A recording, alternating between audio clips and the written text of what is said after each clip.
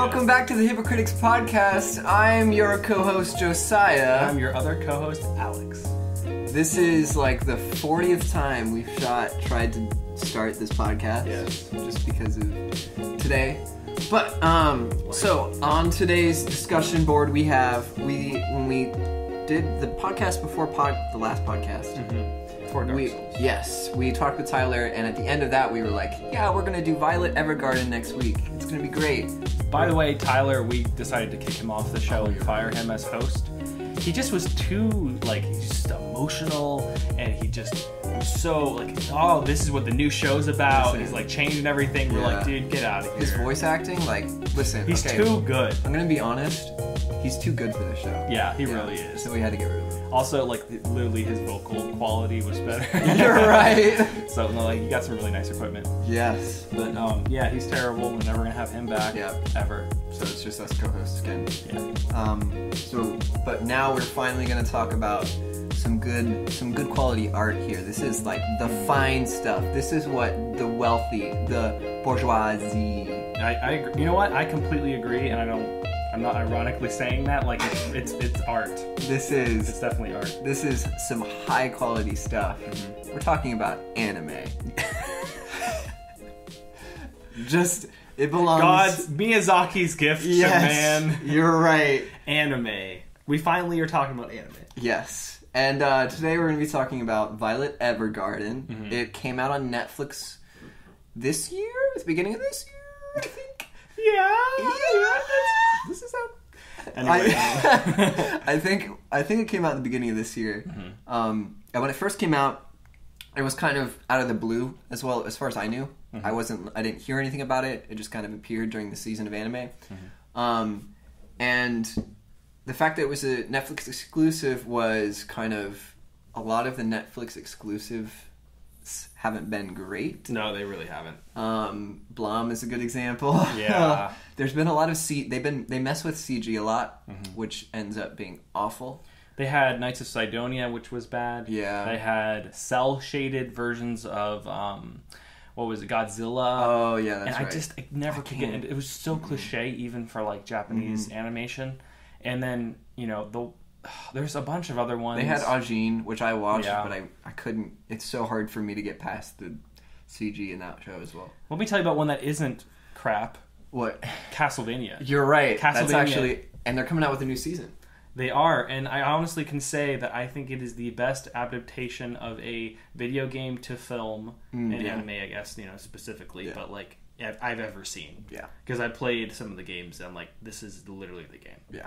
It's really, really well done. Yeah. It follows the same themes, and it feels like a Castlevania movie, film, show. It doesn't take away from the atmosphere and the feeling you get when you play the game. Anyway, so that's another show that they did well. Yeah. But when I first heard about it, I was really wary, and I had no idea what it was, and I'd seen some pictures of it.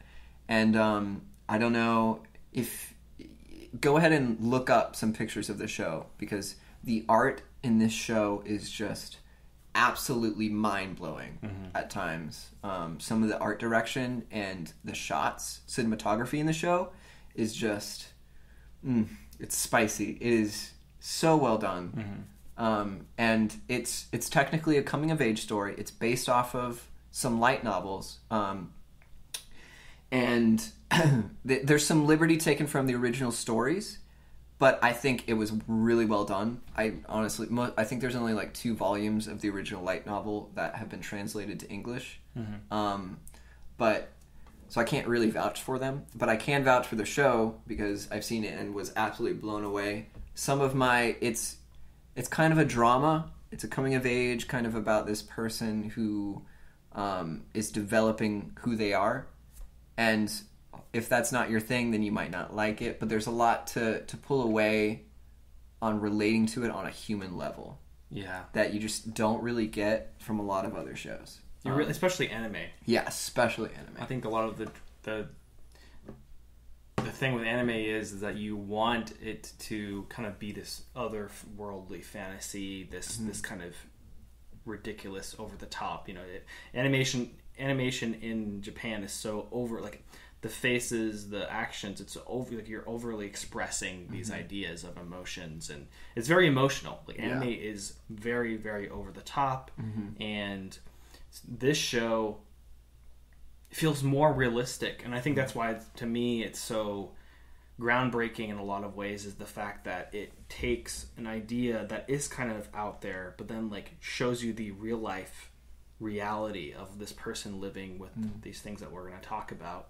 And this is kind of Joe's, like, I think it's definitely, is it your favorite anime? It's one of my favorites. Close, yeah. It's close. It's in the top 3, I'd say. I could say it's definitely in my top 3. For probably sure. top 5 or something. Definitely my top 3 shows. Yeah. Not really beating my favorite movie, but it's super good. I definitely recommend you to watch it, and I'll probably end up spoiling some stuff some way through in the show. Just warning you now. A lot of the episodes are super impactful because you don't know what's happening. So I definitely recommend watching it before you listen to the rest of what I'm about to say. Though I might introduce it some, and then after that, I'll go into the spoilers.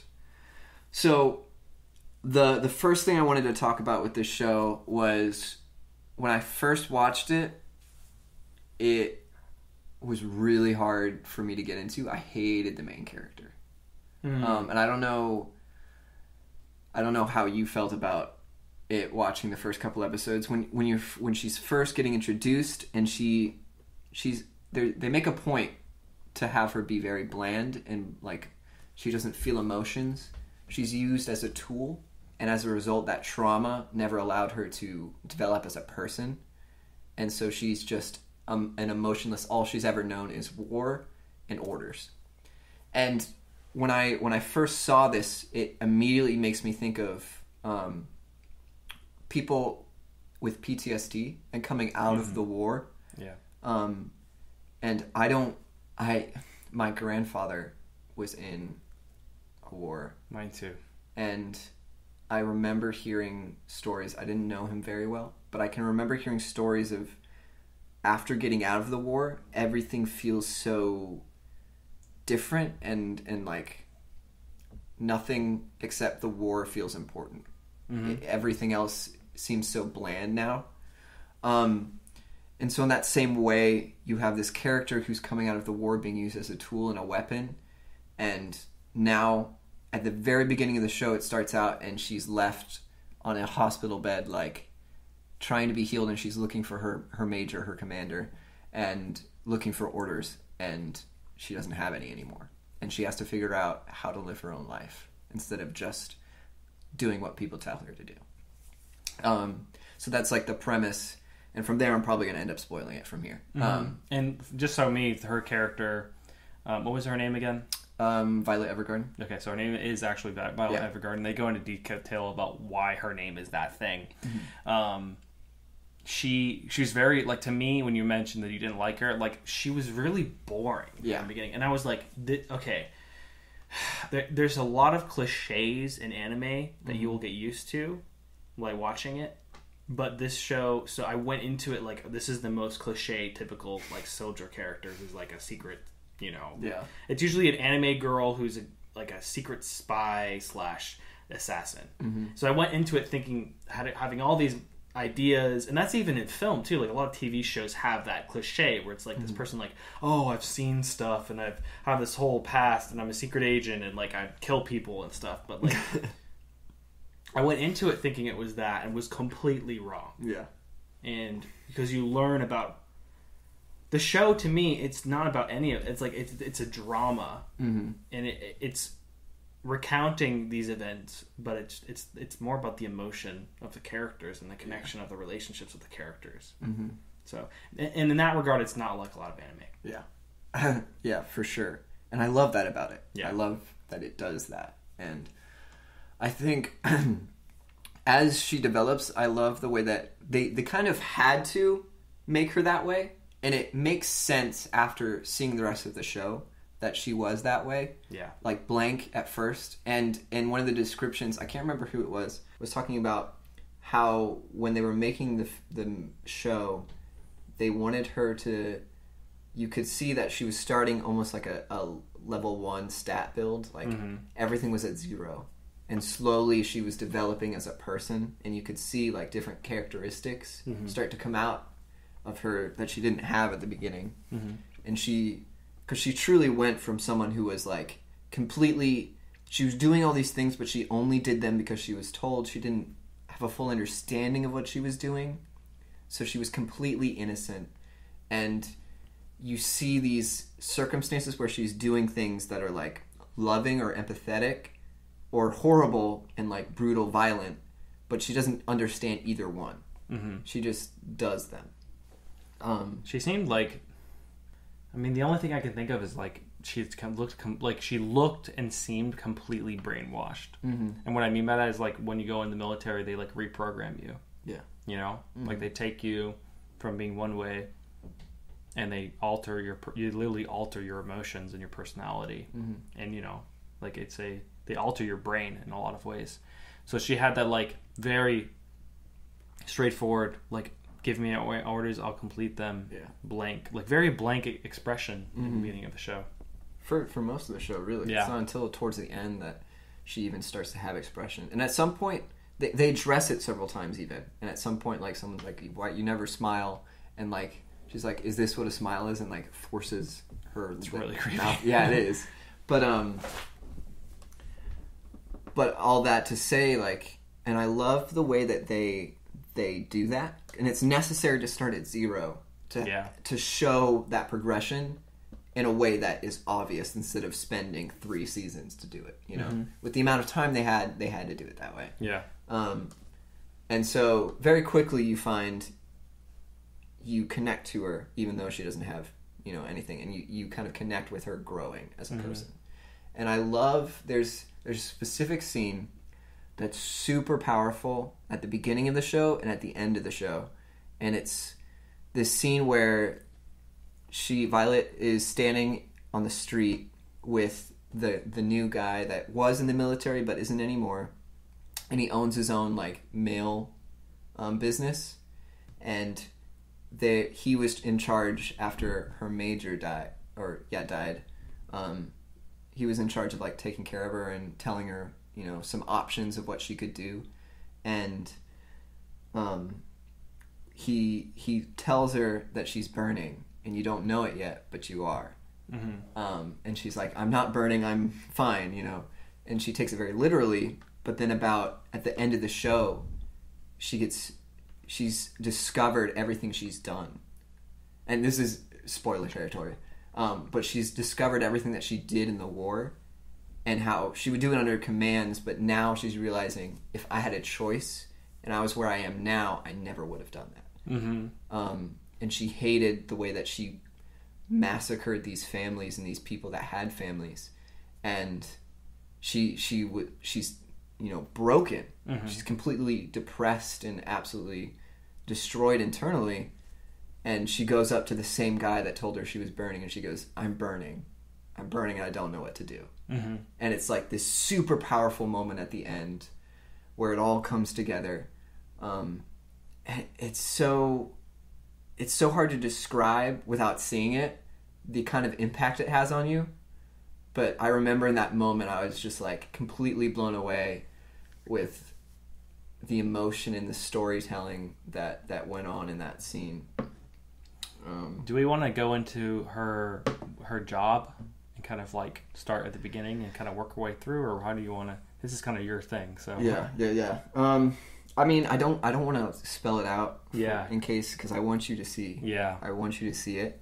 But okay, I see what you mean. Yeah. So essentially, she's, if you don't want to see it, she starts out from the war. She was sold into slavery and given to the major, one of the majors in the whatever army that she belongs to, by his brother, and that's how she was raised. She was sold at a very young age, so she doesn't know anything else. Lived and fought in the war as like a special soldier, and then her major died and the war ended, and that's where the show picks up. And then she gets sent into town to live her own life, and she eventually decides to be a letter writer, they call them what do they call them? Dolls, yes. Auto memory dolls is what they're called. And essentially what they do is the same premise of Her, which I thought was so interesting, where what's his name? The major? No, from Her. Oh yeah, Theodore. Mm-hmm. Theodore is a letter writer. He writes letters for people in as poetic as he can to get the emotion they want across. And she does the same. That's the job of the auto memory dolls, is they're supposed to write letters that give you the same kind of feeling. So that's her job, and it's the whole show is just her developing and doing that job, and you hear people's stories. Yeah, so like compared, if you listen to Her show, which you should definitely do, the main character is Theodore, and he writes this beautiful romantic language, almost like a Hallmark card. Mm-hmm. But in this story, she's, I would say, like a scribe and also a like a letter deliverer, like directly, like a telegram. Mm-hmm. And she does it all. She goes to these places, has this typewriter, and then she can write incredibly fast because her arms, spoilers by the way, her arms are mechanical. So like they have that, like, I'm not like steampunk, but they have that mechanical Victorian feel. And so basically she can type incredibly fast because of her arms, which got blown off in the war. Mm-hmm. So, and it's something you kind of have to see because they wear these they're called dolls. They're what is it? Auto memory dolls. Auto memory dolls. They have these elaborate outfits because they're actually mimicking dolls. And in Japanese culture, again, there's a lot more of this personification of women and dolls in their culture. Mm-hmm. And it's not weird. It's just like the way that they portray themselves, like in these elaborate dresses. They're all wearing these Victorian dresses, and it's beautiful. Mm-hmm. So they kind of it's a way they present themselves to the people that they write the letters for. Yeah. So she wears this very elaborate clothing, and she's from the military, and writes these beautiful letters to all types of people. And as she writes them, she changes along with the writing. Like she grows. Mm-hmm. I didn't know how far you wanted to go into that. That's like pretty much the majority of the show is watching her go from only able to write like orders, like the most strictest, like actual literal way that people are saying things, and everyone gets mad at her for it, to being able to write these elaborate, beautifully written letters that perfectly convey these feelings that people feel for each other. And as she does that, that's how she learns how to feel for herself and become who she is. It's like she takes a little bit of each person and the experience and puts that inside of her, her completely broken, fragile, but also strong heart. And she starts the show completely, I would say, completely empty. Mm-hmm. And as each episode progresses, she's taking a little piece of each experience and forming a new person. Mm-hmm. Well, that's a perfect segue into the second thing I wanted to talk about, which was, at its roots, even though this is like a coming-of-age story about her, she's the main character, deep down, this story is just telling people's stories. Mm-hmm. It's this beautiful work of art that just tells these normal people's lives and like what they go through, and they try to write letters to each other, and it starts out very simple, a brother and sister writing, or a sister wanting to write a letter to her brother, and then it gets to these very specific circumstances that are super emotional, and like there's at least 2 episodes that I know that are just so powerful because it's about family, and the emotion that goes into loving family, and those moments, like, it'll make you cry. It really will. Like I don't really cry in movies, but I felt like for me to feel anything in film, because like I make movies for a living, and like anyone who watches a lot of anime or film, you get, I don't want to say jaded, but you get used to storytelling, and you get used to how people are like, they're like, you should feel this way because of these events. Right. And for it really to touch me, like go through all that cynicism and actually touch me and make me feel a deep connection with the character. Like I wanted to cry. I don't know why I couldn't cry, but like I felt like I could. And that story, there's a couple of them, you know, and there's so many different events. It's like each of them is its own mini drama. And you know, a lot of them, there's one that affected me that was about this man who loses his daughter. And does he lose his wife too? I think he had lost her previously. Yeah, but he also loses his daughter. I can't imagine going through that. And I also can't imagine, as a man, you know, I'm 25, having someone and like from me, like from me, and losing part of me, like losing a child. Yeah.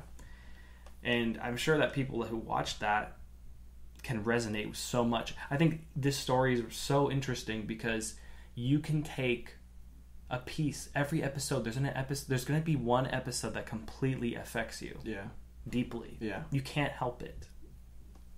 There's no way to watch the whole show and not get affected by it. It just, there's something about it that it's so good at conveying these things that we can each relate to in some level, that it just becomes such a powerful piece.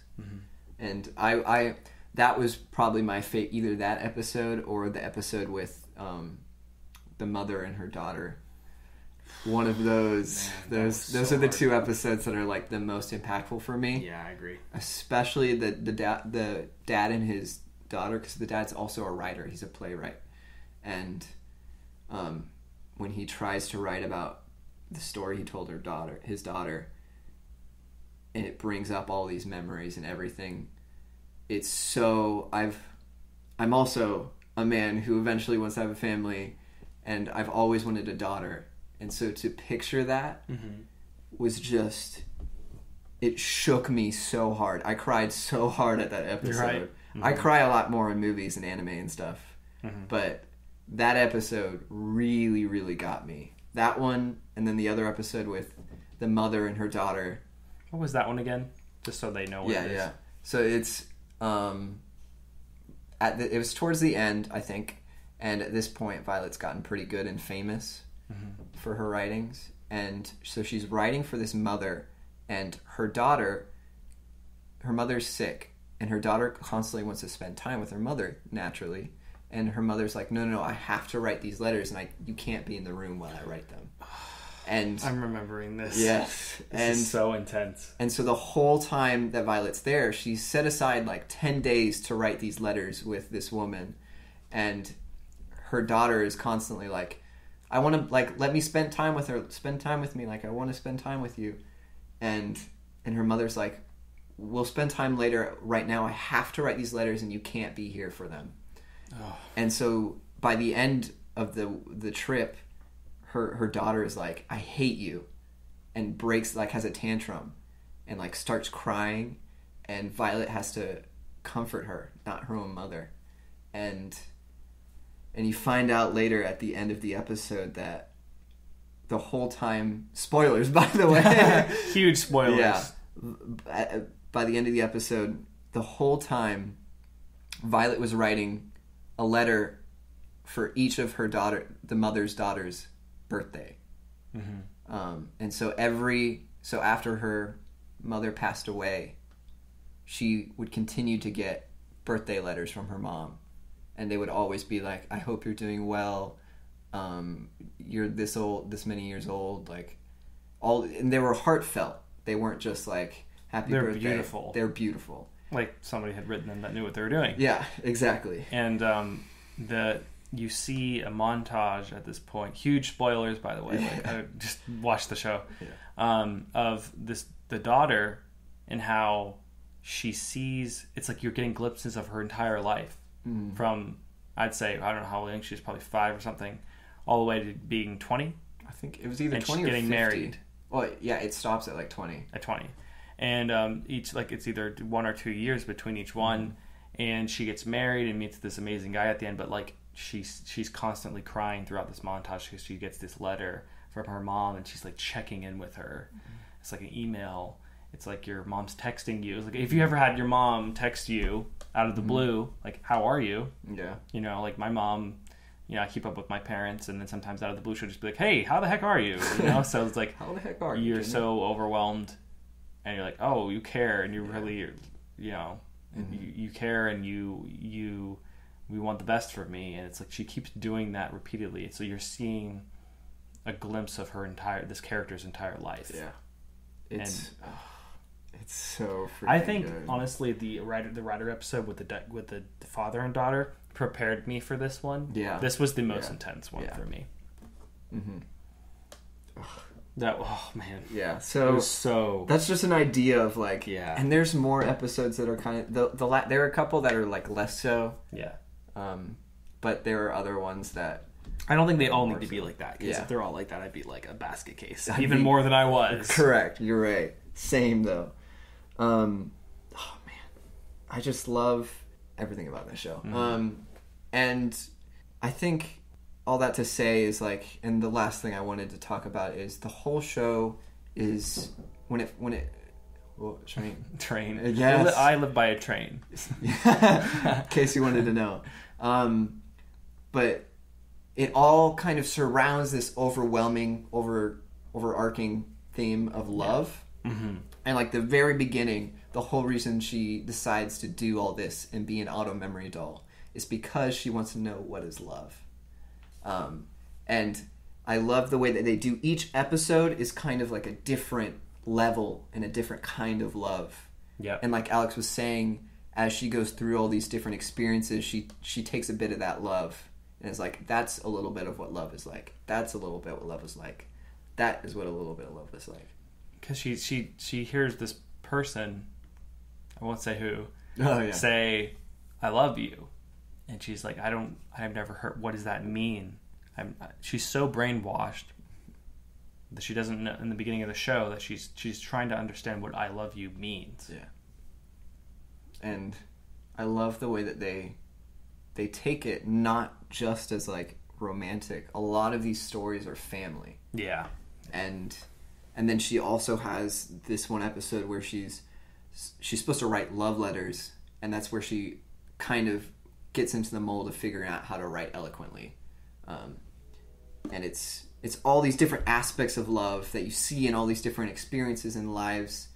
Siblings, daughter, mother, daughter, father, romantic, all these different things, and she puts them all together, and by the end, she has almost her own experience as well at one point in this library episode, and then at the end she figures out that like everyone experiences this kind of love. Yeah. And those people that she killed in the war also experience that kind of love. And that's where she starts to break down, because she realizes these people that so many of these people that she killed had families. They had mothers that just were destroyed when they heard about their family dying. And she's a killing machine. Yeah. In the beginning, like before the show starts, like she was renowned for massacring entire squads of men, like killing all of them in a room. You know, they just sent her in to wipe out like a whole squad of men, and she's this little girl. Yeah. And honestly, the violence and the combat feels so much more heavy to me and so much more real, because it's not constantly being portrayed. It's like the war, it's like a realistic depiction of war in some regards, and it's anime, and you're like, oh, how can that be? But when you watch the show, the combat feels so much more meaningful and so much more scary, because of the fact that you're not getting slammed in the head with, typical anime is very violent, and also very gory, and very. It's like you don't even think about like taking a life, the significance of it, and I think the show did such a good job with portraying that. And I love the progression they do that as well. Yeah. By the end, you're like... Because they show some fighting at the beginning, and they show some in the middle, like she has flashbacks. And then by the end, she goes through this kind of warlike experience. She's fighting these rebels that want to start the war again, and has this experience of... Now, all of a sudden, everything has perspective that she didn't have before. And then it has a huge flashback of before in the war, and that's when you see a lot of these realistic depictions of war in that sense. Yeah. And it's so... And like you said, like, anime is typically over the top on everything. Yeah. And that's kind of the case. And the one thing that kind of frustrated me about this show was it was like the second to last episode, and she's trying to find these troops that are in like the winter forest or whatever, and she finds them from like way up in a plane. She's like, oh, there they are. Yeah, there they are. And she just jumps off and like without a parachute or anything, she just plummets and lands. And I'm like, that's pretty... like everything else was like kind of set in a realistic way, and then that happened, and I was like, oh. Yeah, and it's hard because I'm like, you're just a little girl, and no offense to like, I'm not trying to stir anything up, but like she's probably 100 pounds soaking wet. And she's like she's like murdering the crap out of these guys. I mean, Russian spies. I get like how they could portray that in a way where they're saying like she's been trained. Some things I'm like, this is kind of hokey. Like that's kind of very Japanese. Was like, that was the only thing that really took me out. But that happens one time in the entire show, and then it keeps pulling you in. Yeah. And I just want to preface this by saying, if you don't like anime, you should watch this show. Yeah. Because a lot of people like animes can be childish. Yeah. But I think this show is the complete contrast where you're the story is so deep and so complex and so emotional that you are instantly wrapped up in it. And it's not like any other anime I've ever seen. I think I'd put up there with Miyazaki films. Yeah. I'm going to say that. I would agree. and the art is really almost as good as well. Oh, the art is brilliant. Oh. And then you mentioned to me the other day that they use this certain system. Yeah, they have a really nice... It might have just been for one scene. That one scene in the father and daughter episode. Yeah, the water. Yeah, the water. It might have just been for that scene. But I know they used like some really nice engine for the cinematography for a lot of that. It's very cinematic. Yeah. And I would say that's it's like unhealthy expectations for water. Yeah. It looks so good. It looks gorgeous. It's absolutely the best looking. It's just beautiful. I don't know how to describe it. The art style is so crisp. I love it. And, there's a lot of anime where they spend all the time on the shock value. But this one, it's the visuals line up perfectly with the plot. Yeah. And I just... It's a masterpiece. Like the quality of the art. Yeah. There's so much detail put into each piece, each set, each scene. And I love that. And it all complements each other. Yeah. It's not like they focus too much on one thing and it falls apart. It's like it's a perfect balance of every little It really is. And it's not too long. The show isn't too long. How many episodes is it? It's like 12 episodes? 12. 13 maybe? I think they added an additional. They added. I think there's a 14. Yeah. There's an OVA, which is right. And there's a movie coming out in January 2019. Really? Yes. So that will pick up with afterwards? Yep. Oh, that's good. I'm so glad they did it's a prequel or something. No. Yeah, it's left on kind of like a this could be it or this could be it kind of note. Which ending. Was I know. I kind of like it though. I love the ending. Yeah. No, they kind of did that with her a little bit, but that was more of like a subjective thing. Yeah. This is very much a ending. Are we spoiling the ending or not? I'm not gonna. Yeah, we won't spoil. The ending is good and it has some interpretation. Yeah. And so I love that. We'll see where they take it with the movie, but I'm hoping it's really good. I know. Honestly, they might. I know. I was reading some of the light novels, like after what happened in the show. They kind of went like, okay, here's the other characters, and like ignored the main event or the main plot. So I hope they don't do that with the movie, but they might, honestly. We'll see. It's just it's very wholesome. There's a lot of anime that's incredibly trashy and just about one or two things. And like this show is so much about the characters. It's character driven. It has real character development. It's intellectual. Yeah. This is an intellectual anime. Those two words do not come together, very often. But this show is so smart. It's a deep intellectual, thought-provoking drama. Yeah.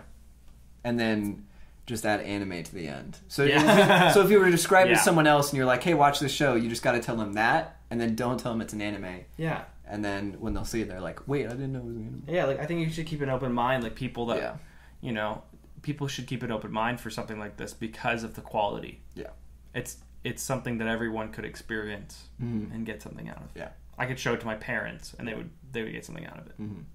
It's definitely one of those things, like, there's still some tropes and things that you see in modern anime. And if you just like, if you bring it up to whoever you're showing it to and you're like, just ignore this. Or like, just push through the first episode so you can see like the depth of it and get that experience like you should, then they'll be full in, The third episode is where it really starts to kick up to high gear, and it's something to where you go into it thinking one thing and then have your mind blown. Yeah, for sure.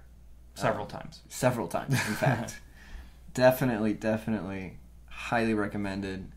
I would show this to someone who also, the English dub is really good. The English dub is I would watch it. I would watch the English dub unless you're Japanese and actual Japanese. Yeah. So I would watch the English dub. You're not going to lose any. I wouldn't say you're losing anything by watching the sub. Yeah.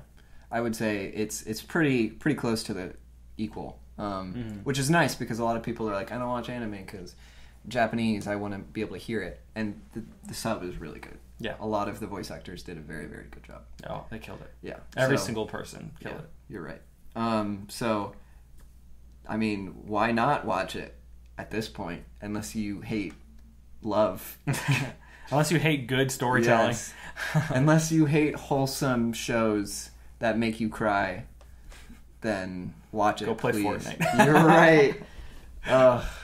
No, but really, I would definitely recommend this as like one of the first. If I were to introduce anime to someone, I would show something like this to them. Yeah, and it'd be hard to like top it. Yeah, for real. You're right. And I think that's something that's important to me too, is the fact that there are only a few anime that I would say are thought provoking, and this is one of them. And I want to go into other anime, but I'm not going to talk about it. Yeah. I want to. Listen. I want to make sure you get everything out. Yeah. I think this is kind of like in our last remarks area. Yeah. At this point, we're kind of wrapping up here, but I wanted to say, like, this show completely blew me away. I remember binging it, like, after the third episode. I got to like the third. I slowly watched to the third episode, and then the day I watched the third episode, I watched up until like the second to last episode. I completely binged it, and I was crying the whole time. Wow. It was even the third episode, which wasn't that emotional with the brother and sister. I think that's it's still good. It was because I have siblings, right? And so it's powerful. I think if you have siblings, you will relate. Like, you're right. Yeah, universally interesting. Yeah. That one, and the one about the other typewriter, the young girl. Oh yeah. Mm-hmm. There's another typewriter that she's kind of jealous with the main character, because the main character is so talented that the main character has to write a letter for the other typewritist. Like she hires her, but her parents are doing it. Yeah. And she goes back to where she lives and realizes that, like, I'm not as great as I'm telling my parents I really am, because they live kind of in the country and they live in this city in this story. It's good. Like, I can't say enough about it. Yeah. I can't praise enough, and I don't want to sound like a fanboy. Right. But it's really good. I am a fanboy, so I don't sound like I would put it up there. If you want to get like a reference to where this sits on like my list, it's like, so my list is like Your Lie in April is number 1. This is like maybe number 2, probably number 2, and number 3 is like, oh, March Comes in Like a Lion, which I'm watching right now. Yeah, which I'd love to talk about that one too. Oh, we definitely have to talk about that one when you're done. It's phenomenal. All of those are dramas. Yeah, all of those. You're right. Have these incredibly complex main characters who have this crazy backstory. Yeah. You know, and you know, I think, you know, I would like to talk about more anime on the show. Yeah. But not just talk about, oh yeah, remember that fight scene with then they threw like 100 punches. You're right. You know, like we're not going to talk about Naruto or like Bleach. I'm sorry if you like those. Like those are good, but like to me, I'm looking for shows that have a moral, like something that can affect me personally. Something that when I'm done watching heavy. it, yeah. I loved Death Note. I mean, I think Death Note to me, Death Note's a good one. Yeah. The whole thing with Death Note was the point at which is capital. What is capital punishment? Yeah. And you know, I think we're kind of planning something to. I love scary anime. I love spooky anime too. So we're gonna have a bunch of spooky anime coming up in the show eventually. Yes. We'll have a bunch of spooky stuff in general coming up. Yes. Yes. It's almost like some time of the year. It's almost like a certain month is approaching. Yeah. Wow. Christmas. You're right. No. But yeah, it's amazing. I think speaking of spooky stuff, we're looking into another, I would say, sci-fi horror series to talk about next. We sure are. I'm not going to say what it is. Oh, okay. But it's scary. Do we want to say what it is? No. Let's not say what it is. It's a series of films that deal with creation and are a sci-fi horror film. Okay. And are made by a very famous director. Okay. So Monsters Inc. Yes, that's it. How'd you know? I nailed it. Definitely a horror film. Yes. Terrifying. I mean, have you seen Mike Wazowski? Oh my gosh. The memes are scary. You're right. That's the scariest part of that movie. So look forward to that. It won't be Monsters Inc. Let's not degrade into Monster Inc. memes. Yes. So, I can't say good enough stuff about this show. Yeah. And also, at some point, I want to talk about Silent Voice, which is my all-time favorite anime film. I forgot about that one. And Your Name is also pretty good. But there's so much anime we can talk about. I'm the weeb of the two of us. You're right. The more weeb. So we'll talk about it at some point, but for sure next week we're going to be talking about some spoopies. Some spoops. So definitely be looking forward to that. And I think that's all I had to say about the show. Yeah. Shay. Anyway, I've been Alex. I've been your other co-host, Josiah. And welcome back. What? Okay, we did. Cut. No, we're not cutting. No, we did this whole. Okay, listen. We did this whole episode. No, with like one cut. You just don't want to edit. And here's Alex at the very end of the show, right before we're done. He goes, "Welcome back." No, you know what? That's how we're ending the show. Goodbye. Bye. Bye.